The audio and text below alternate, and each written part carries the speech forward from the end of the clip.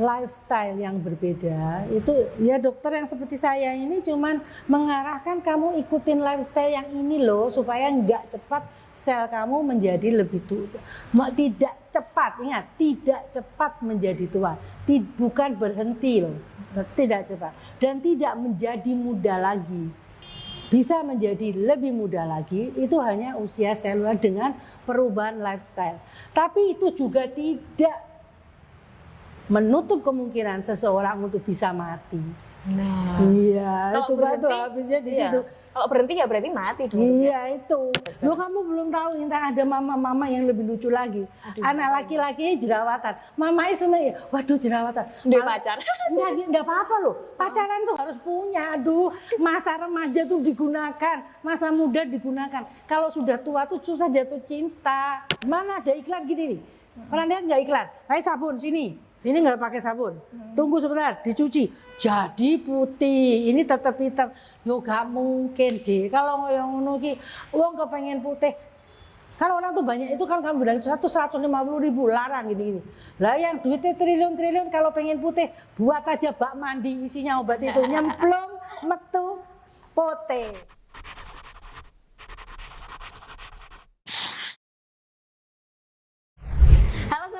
Balik lagi di konten lebih dekat dan kali ini pembahasannya berbeda. Kita ingin berguru karena kan saya kebetulan usianya sudah mulai menua, sudah hampir masih 18 sih, cuma enggak, sudah mulai 25, jadi kan masalah-masalah kulit itu mulai bermunculan. Jadi saya ingin berguru kepada seorang dokter kecantikan yang sudah berkiprah puluhan tahun di dunia kecantikan, the one and only Bu Dr. Erna Purnamasari. Halo, selamat pagi Intan. Selamat pagi Bu Dokter. Kalau saya lihat begini saya jadi minder nih. Waduh. Inilah yang dikatakan muda.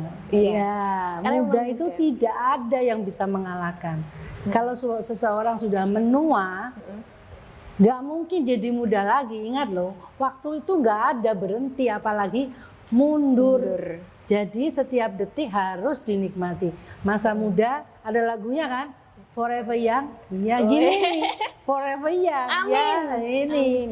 Ayo sekarang gimana? Kamu mau nanya apa Intan? Aku pengen nanya soal itu tadi Dok. Cara untuk supaya tidak cepat tua. Cepat tua lagi. Kan 30 tahun saya kerja di barang-barang yang mengatakan anti-aging ini. Gimana? Nggak ada orang yang menjadi muda lagi, gitu. Kalau kata-kata cepat tua ini ada benarnya. Jadi proses tua ini adalah satu proses alami, ya bisa disamarkan saja. Kalau perjalanan tua tetap tua. Kalau begini muda dinikmati ya ini. Iya. Nah, tapi kan harus tetap gini Dok, untuk supaya kita itu tetap sehat dan lain sebagainya kan butuh persiapan, butuh hal-hal yang harus dilakukan gitu loh. Jadi sebenarnya itu kalau usia yang menjelang aging itu mulai umur berapa sih Dok sebenarnya? Kalau dulu saya jawabnya gampang sekali. Langsung saya jawab 25, 30 begitu. Kalau sekarang saya nggak bisa jawab gitu. Karena sekarang itu sudah ada penemuan penyelidikan mengenai usia kalender dan usia seluler atau usia biologis. Waduh, bedanya itu apa berbeda. Ya itu tadi, kalau usia kalender, kamu mau berapa sih? 30 tahun, 40 tahun, 50 tahun. Tetapi, belum tentu sel-selnya itu seperti itu. Bisa jadi lebih tua atau lebih muda? Iya, jadi sekarang ini dengan adanya lifestyle yang berbeda, itu ya dokter yang seperti saya ini cuman mengarahkan kamu ikutin lifestyle yang ini loh, supaya nggak cepat sel kamu menjadi lebih tua. Tidak cepat, ingat, tidak cepat menjadi tua. Bukan berhenti loh, tidak cepat. Dan tidak menjadi muda lagi. Nah itu beberapa penelitian mengatakan bisa menjadi lebih muda lagi, itu hanya usia seluler dengan perubahan lifestyle. Tapi itu juga tidak menutup kemungkinan seseorang untuk bisa mati. Nah, iya, itu batu habisnya di situ. Kalau berhenti ya berarti mati dong. Iya, itu yang nggak bisa dirubah. Tapi ya itu tadi, seperti yang Intan bilang, memperlambat atau supaya tidak cepat nampak. tapi perjalanan tetap berjalan. Ingat kalau mau dikatakan anti aging itu tidak hanya kulit.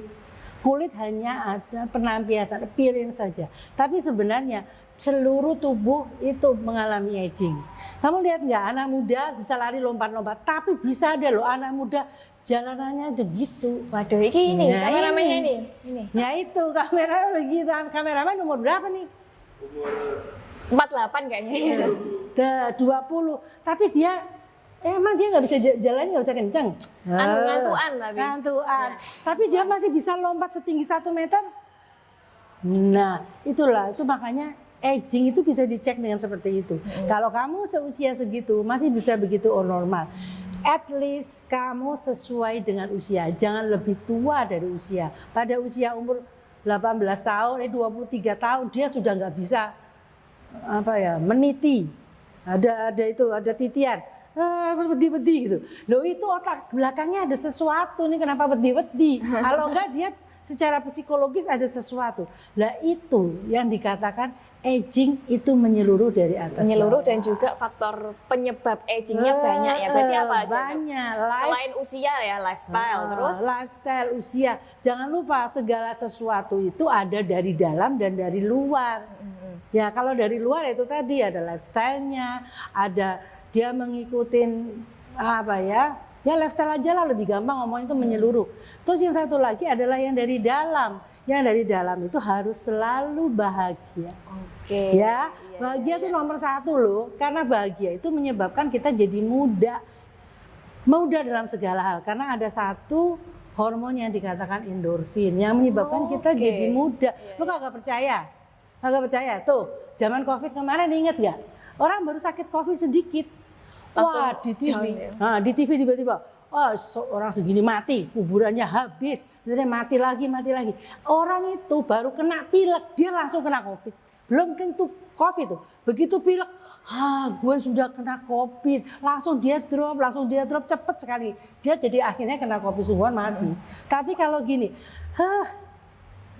kena Covid, gue kena Covid nih, dari dokter, udahlah nggak apa-apa, gue sakit flu biasa aja. Terus mau apa? Olahraga, aku mau berjemur, udah nggak apa-apa, mati di tangan yang di atas. Dia nggak mati, dia muda lagi namanya, nggak jadi mati. Itu salah satu contoh yang gampang. Berarti lifestyle yang sehat Dan dari dalam. dan apa itu namanya? Mood ya, apa ya? Iya. Nah, mood itu basicnya dari apa? Dari pikiran, Pikiran basicnya dari apa? dari perasaan bahagia. Nah, perasaan basicnya dari apa? Dari agama, nomor 1 dari agama. Karena kalau pada waktu kamu menyerahkan, sebenarnya untuk, ya saya tidak ngomong ngalor ngidul, tapi yang sebenarnya itu gini. Saya sendiri bukan muslim. Tapi, untuk yang mereka beragama Islam, saya jadi mau nangis saya. Selalu memulai dengan segala sesuatu, dengan kata apa? Bismillah kalau Bismillah, ya kan? Terus kalau sudah menyelesaikan sesuatu, Alhamdulillah. alhamdulillah. Loh, dalam hal ini tidak harus berarti mau kamu terjadi, pamannya aku maunya A. Aku bismillah, tercapai A, kamu alhamdulillah. Tapi pada waktu kamu memulai bismillah, ternyata tercapainya D, kamu tetap harus alhamdulillah. Karena kamu alhamdulillah iki keliru dalane, ulang lagi.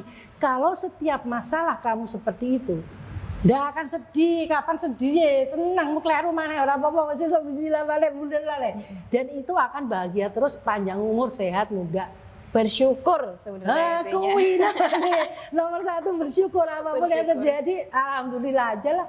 Bersyukur supaya nanti perasaannya tenang, perasaannya bahagia, jadi awet muda gitu ya. Itu. Oke, faktornya ada banyak, tapi kira-kira ada nggak sesuatu yang bisa kita lakukan selain tadi lifestyle yang sehat dan lain sebagainya untuk kita menjaga kulit kita gitu? Kulit itu salah satu saja loh, jangan lupa, nggak boleh lupa seperti itu. Kulit adalah salah satu saja. Jadi kita harus balik lagi bahwa penyebab segala sesuatu dari luar dan dari dalam. Ya toh? Kulit ya dari luar, ya seperti kulit itu dari luar kita jaga. Permasalahan yang kamu ingin kemukakan adalah permasalahan yang apa? Yang anak-anak pada waktu mereka berjerawat, setiap tahun, setiap usia itu ada permasalahan sendiri-sendiri yang bisa dilihat dari appearance pada kulit kita.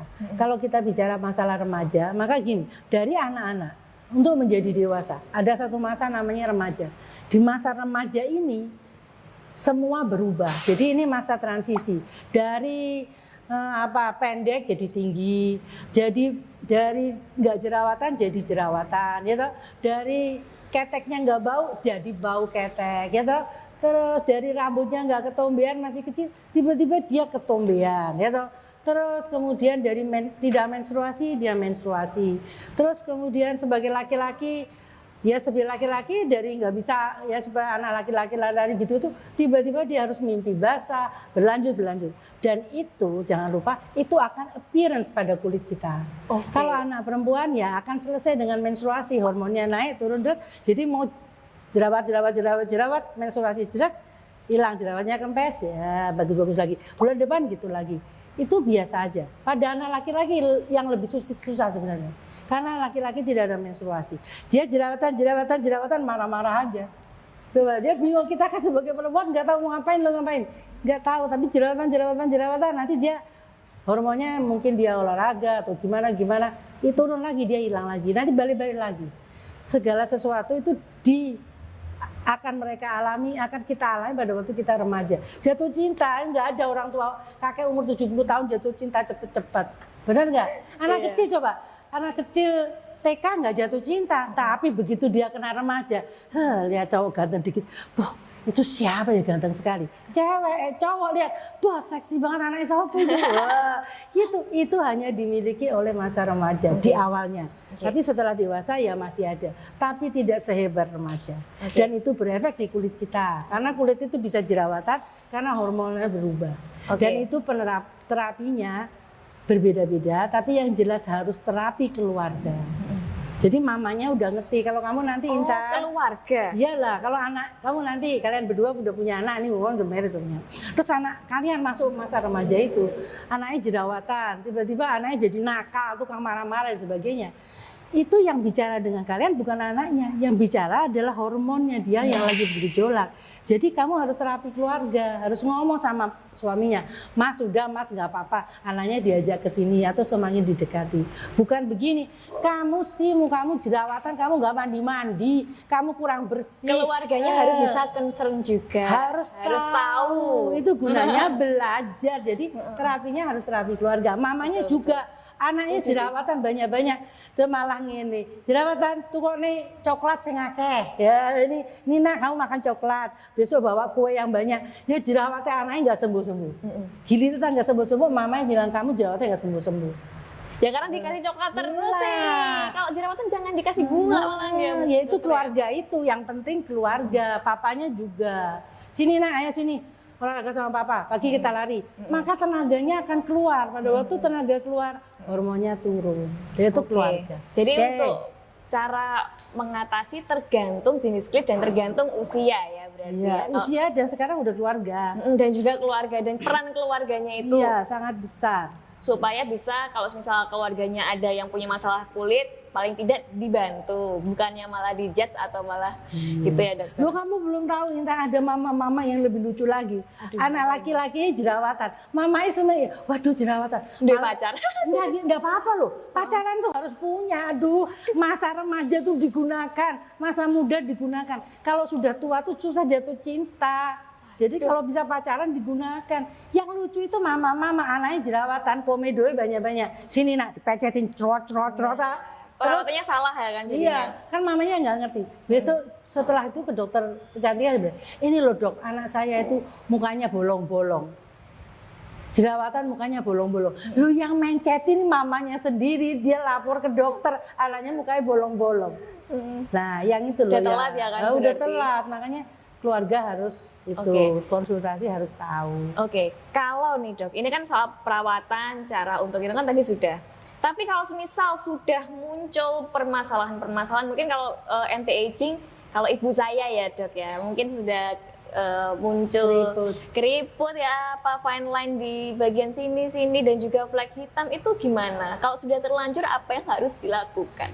Balik lagi harus tahu penyebabnya. Jadi kan flek hitam itu bisa dari dalam dari luar. Tanya mama dulu pakai KB enggak? Kalau pakai KB dia hormonal kan mengganggu. Satu, yang kedua mama itu sering Ya kan, kalau pakai KB berarti KB-nya yang kita ganti jenisnya. Atau kalau mama sudah menopause ora pakai KB, ya sudah, kalau gitu ya sudah, Ma.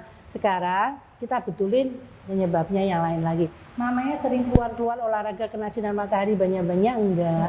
Terus mamanya sempat pakai kosmetik yang sampai pengelupasan terlalu dalam, akhirnya ekspor dengan sinar matahari. Atau mamanya hobinya berenang siang hari dan sebagainya, itu digali.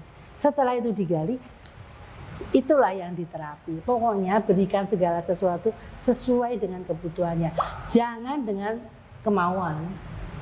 Ya, Maunya, tapi kan kadang ada ya Dok ya, maksudnya orang yang maunya pokoknya aku kudu ikiku hilang sampai ikiku apa garis-garisku hilang sampai botox dan lain sebagainya. Tapi kayak gitu tuh sebenarnya berbahaya apa enggak sih, kayak perawatan yang over gitu?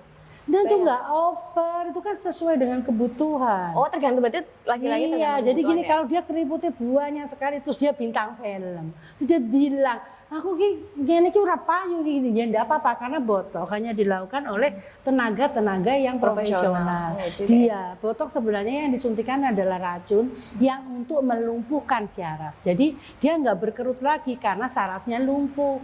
Dan itu saraf-saraf itu dan terapi botok itu dilakukan oleh mereka yang cukup berpengalaman. Dia akan cari titik di mana yang mempengaruhi saraf keriput.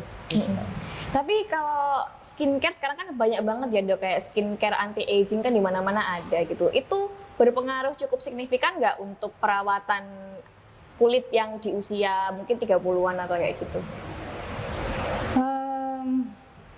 Bisa dibilang berpengaruh, bisa dibilang nggak berpengaruh. Kalau seseorang itu tetap memaksa, seperti tergantung kerusakannya. Kalau kerusakannya sudah sedemikian rupa, maka perawatan yang diberikan itu juga harus ekstra. Jadi kalau hanya eksfoliasi, hanya memberikan pelembab dan sebagainya, kurang. Tapi kalau memang kondisinya sangat nggak bagus juga, jadi seperti kulit yang terlalu shaking, atau ini yang jadi masalah adalah kantong mata ya, kantong mata dan sebagainya. Ya jangan percaya, ini loh Bu, ini kantong matanya udah gede gitu, terus dokternya menawarkan atau terapis menawarkan, ini loh Bu, diolesin pakai ini, pakai ini. Nggak mungkin kalau dia udah terlalu, harus operasi. Dok, tadi soal skincare. Skincare memang salah satunya berpengaruh juga ya, termasuk membantu. Tapi kira-kira ada nggak sih misal mungkin yang di luar sana itu pengen beli skincare untuk ya tadi memperlambat penuaan, itu kira-kira yang bagus kandungannya apa Dok? Kembali lagi kepada penuaan tadi. Kalau yang dikatakan dia mengering, maka tolong cari preparat-preparat yang isinya pelembab. Ya, jangan tergesa-gesa dieksfoliasi. Karena sekarang banyak sekali bahwa ada asam-asam yang membantu membuang kulit mati. Ini bisa bola-balik loh. Ceritanya kan dikatain gini, kalau bayi kulit itu langsung dia kebuang langsung. Setiap 21 hari dia ganti, jadi kulitnya tetap cerah. Tapi pada usia tertentu dan bertambah, pembuangan kulit mati sangat sedikit. Akhirnya dia kusam. Kan? Jadi menampakkan penuaan. Nah itu tetap tergantung diagnosa. Kalau memang pertama dia kulitnya normal, tidak kering, tapi kusam, kulit matinya banyak, ya lakukan eksfoliasi. Di pasaran banyak sekali sekarang ini. Ada salicylic acid, kemudian ada retinol. Semua yang acid itu dia membantu untuk membuang kulit mati dengan caranya sendiri-sendiri. Jadi ingat, ini harus setiap preparat itu bisa berinteraksi dengan preparat lain. Tetap harus konsultasi dan belajar. Kalau kulitnya kering aja, jadi cari yang pelembab-pelembab seperti argirelin, hyaluronid dan sebagainya, itu membantu untuk melembabkan. Dan ya itu harus hati-hati. Terus kemudian ada peptide tertentu seperti ceramid, itu juga membantu melembabkan. Tinggal pilih. Tapi harus ingat tadi bahwa mereka bisa berinteraksi. Niacinamide, kamu bisa lihat lah di internet banyak sekali. Niacinamide kalau digabungkan dengan vitamin C dia berefek apa? Niacinamide digabungkan dengan retinol dia berefek apa? Dan ini pengetahuan ini harus kalian tahu sebelum kalian menentukan preparat itu supaya nggak ngawur. Soalnya iklan itu sebelum seorang bintang iklan keluar di TV atau di media, dia sudah dipilih yang paling cantik. Kalau kamu nggak percaya, kamu nanya sama betul, gimana kalau mukanya growing gitu dijadikan iklan? Nggak jadi. Seorang sudah mulus saja, ada titik 3 atau 4 langsung dipanggil. Dek, bisa nggak dibersihkan titiknya itu? Kalau mau jadi, bisa seperti itu. Jadi jangan terpengaruh itu. Satu. Yang kedua, usahakan kamu harus tahu onset of action dalam segala hal. Kalau kamu contohnya nih, kamu sakit panas, minum Panadol, minum gelek langsung keringetan, turun panasnya enggak? Enggak kan? Enggak. Ada onset of action. Pemakaian preparat-preparat ini juga harus gitu. Selesai dioles, ada waktunya dia bereaksi. Satu interaksi, onset of action kamu harus tahu, dan kamu harus tahu set efeknya. Itu nomor 1. Oke, ketahui dulu yang penting harus tahu jenis kulitnya dulu ya supaya bisa pakai kira-kira yang cocok apa. Habis itu perlu waktu, jangan suka orang-orang tuh kan kadang wah ini langsung cerah, suwemen. Padahal kan memang harus perlu waktu ya dok ya. Mana ada iklan gini nih? Pernah lihat nggak iklan? Kayak sabun sini nggak pakai sabun. Tunggu sebentar, dicuci jadi putih. Ini tetap hitam. Yo gak mungkin deh. Kalau yang ngono ki, uang kepengen putih. Kalau orang tuh banyak itu kan kamu bilang 150.000 larang gini-gini. Lah yang duitnya triliun-triliun kalau pengen putih buat aja bak mandi isinya obat itu nyemplung metu pote. Tapi kan nggak ada. Makanya jangan termakan iklan. Harus lebih bijak. Harus lebih bijak lagi teman-teman. Oke. Diri pun gimana? Kalau ini kan kalau di rumah ya kan pakai treatment apa skincare dan lain sebagainya, jaga makan dan lain sebagainya. Tapi kalau misalnya memang sudah parah terus pengen aku kayak butuh nang klinik kecantikan, itu biasanya yang dilakukan treatmentnya apa aja terutama untuk anti aging gitu. Harus sesuai dengan diagnosa. Lagi-lagi itu ya, balik lagi. Pokoknya ngene, loro panas obat panas, loro untu obat loro untu, loro mata obat sakit mata. Harus gitu, nggak boleh salah. Sakit mata beli obat kutil, coba bagaimana? Tapi biasanya tindakan yang dilakukan untuk anti aging itu ada apa aja dok? Macam-macam. Ada macam-macam. Jadi tergantung pada tingkatan klinik kecantikannya. Kalau memang klinik kecantikannya yang sangat tinggi, di sana ada dokter-dokter spesialis untuk bisa operasi, mereka akan lakukan seperti itu. Balik lagi, itu tergantung pada diagnosanya. Kamu perlu seperti itu enggak? Kalau yang masih ringan-ringan, enggak usah ambil yang ekstrim. Karena semua yang ekstrim akan mempunyai resiko juga lebih tinggi lagi. Nah, itu. Jadi jangan nanti kecewa. Walah aku wis nyangkono wis dipiling samping ini kenapa tetap flek. Fleknya hilang, rongsasi tambah lebih parah lagi. Bisa aja jadi seperti itu. Jadi karena karpe dewe itu tadi kan kadang-kadang pasien itu lebih pintar dari dokternya karena ayolah dok cepetan dok ini harus bersih. Dokter yang mengerti dia akan atau mereka yang ngerti dalam hati ini wong iki ora iso diresiki yo ngeyel gitu.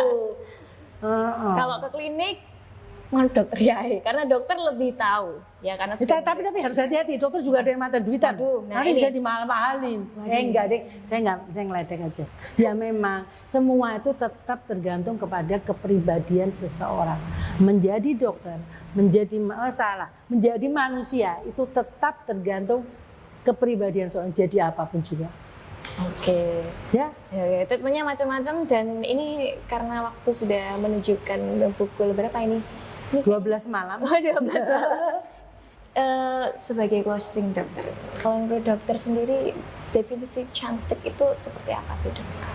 Cantik itu harus ada inner beauty. Ingat, semua wanita itu cantik. Kecantikan itu sangat relatif karena ada bunga mawar, ada bunga melati, ada bunga Kamboja, ada bunga telean, ada bunga segala macam bunga. Mereka cantik menurut caranya sendiri-sendiri. Jadi jangan selalu mengatakan aku kayu kalau aku wajahku koyok siapa sekarang bintang film. Oh kayak Via Valen. Aku ayu koyok Niken Salindri. Oh nggak bisa. Semua orang cantik sendiri-sendiri. Jadi tergantung pada inner beauty yang kalian keluarkan. Kalau Mbak Intan bagaimana? Cantiknya gimana Mbak Intan? Kalau saya cantik itu yang pasti yang satu harus bahagia karena kalau aura terpancar bahagia maka kecantikan itu ya sama sih inner beauty juga. Inner beauty. Terus kemudian yang menua gimana Mbak Intan? Apakah kita bisa menua apa adanya? Jangan lupa seperti uban itu salah satu menua. Uban itu adalah salah satu proses yang kelihatan pada waktu seseorang menua untuk menimbulkan uban. Tidak bisa lahir langsung ubanan. SD nggak ubanan, SMP nggak ubanan. Kamu tuh tumbuh menjadi dewasa menunggu uban keluar. Begitu uban keluar langsung, kok uban langsung disemir. Lah kan lucu, uban ya ndak apa-apa uban. Itu salah satu, ya kan? Sekarang menurut kamu gimana? Kalau menurut saya karena saya sudah belajar banyak, kalau misal menua it's okay. Nah, Menua itu proses yang natural ya dok. iya, Jadi nikmati hidup, nikmati menjadi tua dengan sehat. iya, sehat luar dalam. Luar dalam. Oke? Oke. Terima kasih dokter atas waktunya hari ini. Tepuk tangan dulu dong teman-teman. Hai, terima kasih. Ini yang nonton 500 juta Ya, dok. waduh, terima kasih. Wah, kayaknya sanegoro ya. Kapan-kapan pengen dok apa ngobrolin lagi soal tips-tips soal kecantikan kayak gitu lagi. Ayo, Boleh nggak, Dok, ayo. ya, kapan-kapan? Boleh. Tapi Oke. yang kali ini udah cukup teman-teman. Terima kasih banyak udah nonton sampai akhir. Semoga ya ini bisa membantu kalian terutama yang lagi tersesat masalah gangguan masalah kulit gitu, jadi tercerahkan sedikit setelah penjelasan dari dokter Erna tadi. Terima kasih udah nonton, jangan lupa buat nonton konten-konten lain di YouTube-nya Rada Tulungagung TV. Aku Intan dan juga Dr. Erna Purnamasari. pamit dulu ya teman-teman. Terima kasih, sampai jumpa di Bye. konten yang lain.